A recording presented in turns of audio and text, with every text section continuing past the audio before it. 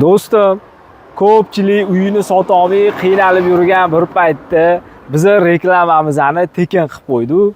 Sizga agar qiziq bo'lsa, videoni oxirigacha ko'rib, like'lar bosib, podpishka qilib turinglar, kanalga obuna bo'lasiz. Keyingisi sizni yuzni borib, tekinga reklama qilib berish nasib qilib qolishi mumkin. Qaranglar, bu joyimiz Toshkent shahar Bektemir tumaniga tegishli, yo'l yuziga joylashgan, hamma kommunikatsiyalari bor, zo'r joydan uy topib qo'ydim. 8 sotuvdan iborat 6 ta xonasi bor. Hokimiyat ko'chasida, ro'da hokimiyat kerakli joyi Qo'ylu bozoriga 1 kilometr bo'lgan masofada, Food City bozoriga 3-4 kilometr bo'lgan masofada, sentrda yo'l yuzida zo'r joy topib qo'yganman. Uyingiz oldida bog'cha, maktab 50 metr oralig'ida ekan. Zo'rmi? Avtobuslar o'tar ekan, marshrutlar o'tar ekan, ya'ni yetmagani uyingiz oldida magazin ham bor ekan.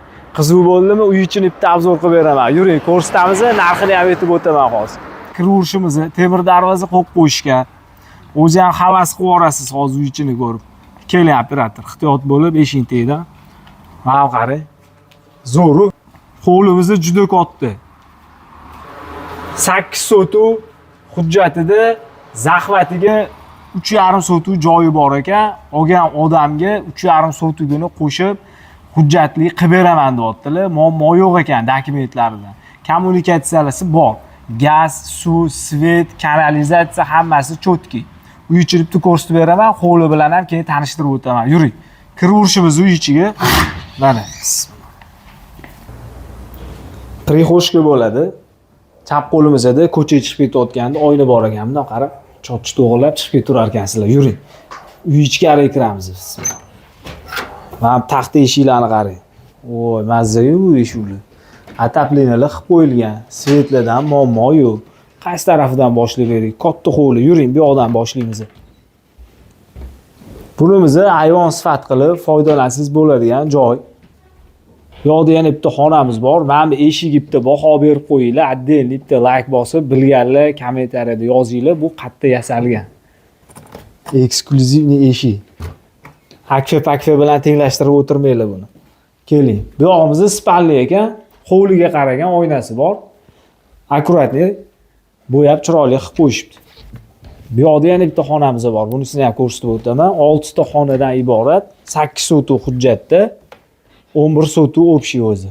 Bu zalimiz bo'ladi. Taxminan 7 metrga 4,5 metr bo'lgan zal. Bemalol garchilik. Uchastkamiz katta. Shuning uchun hamma yog'imiz zal. Bu yoqda bolalar uchun yotoqxona qilib qo'yishibdi. Kimgadir boshqa xona qilib foydalansangiz ham bo'lar ekan. Yuring, zo'r fishkasi bor bu uyni. Hozir ko'rsatib o'taman. Bilasizlar, har doim bonusli fishkali joylarni topib yuraman. Bu yog'imiz mana katta koridor. Dom sifat qilib qo'yishgan ekan. Uy ichidan chiqmaysiz, vanna hojatxonalari bor. Bu yog'imiz oshxona. Foydalansa bo'ladigan holat. Keling. Konditsionerlari bor, ishlab turibdi. Konditsionerni bonusga berib yuboraman deyaptilar. Tashab ketar ekanlar. Bu yog'imiz ham yana bitta katta zal. Ana mehmon do'st oilalarga vobshe zo'r joy. Yoki bo'lmasam, aka-ukalar bo'lsa, bemalol 4 ta oila sig'ib ketadigan joy ekan. Bunimiz yana bitta yotoqxonamiz. Buni oldida to'g'ri chiqsangiz, o'ng qo'lingizda hammomi bor ekan. Hamma sharoiti bor. Bunimiz hojatxona. Mana bu yoqda kachol qo'yib qo'yishibdi. Mashina o'zi atapleyni hisobida uyingizni yondirib yuborar ekan issig'ida. Qish kunida uyingiz ichi suvib turadi, atapleynadan tashqari. Yuri, endi bitta qo'lini obzor qilib beraman. Zo'r fishkasini, bonusini ham ko'rsatib o'taman. Ketdi. Hovlimizga chiqib oldik. Hovlimizga chiroyli qilib anaqa navesli qilib qo'yishdi. Salqin qilib, tapchalli qilib, akkuratli holatda ekan. Mazza qilib o'tiradigan joy ekan. Kimga qiziq bo'lsa, pastda egasi nomerini qoldiraman, bemalol telefon qilib aloqaga chiqsanglar, yanada ko'proq ma'lumot berishga harakat qiladi uy egalari. Qarang, yuring, tapchan mana bu yog'i. Bu yog'imizda hovli hali tugamayapti. Общий 11 sotuvdan oshuv. Dokumentda 8 sotuv oladigan insonga 11 sotuvdan oshuv shu bor hujjatini qilib beraman deyaptilar. Yuring, yana bitta bu yoqni ham ko'rsatib bering. Kim uy qurib sotadiganlar bormi? to'rtta uka bormi, yo'l yuzida joylashgan kimdir do'kon qilmoqchimi, balisi qilmoqchimi, mehmonxona qilmoqchimi, vobshe zo'r lokatsiya. Rovda ko'cha. Bozorlarga yaqin joylar, bunaqa sentr joylardan haddan chiqib urmaydi. Qarang, o'ng qo'limizda bir qator sklatlar ketgan ekan. Xonalar, xohlasangiz biz tashlab qurasiz, xohlasangiz foydalansangiz bo'ladi. Mana mashitgacha, mana mashi devorgacha hujjati bor. Bu yog'ini zahmat qilib foydalanishgan ekan. Bu yog'imiz mana zo'r do'sh chiqdi. Bu yog'imizni 3,5 sotuv orqada sexi bor ekan. Sex qilishga zo'r joy. 380 tok kelgan ekan. Xohlasangiz sklat qilasiz, xohlasangiz ishlab chiqarish qilasiz. Xohlasangiz biz tashlab boshqatdan qurasiz. Zo'rmi? Zo'r. Bonusga bitta ovchi kuchugimiz bor ekan, o'shani qo'shib berilar ekan. Xohlasangiz agar.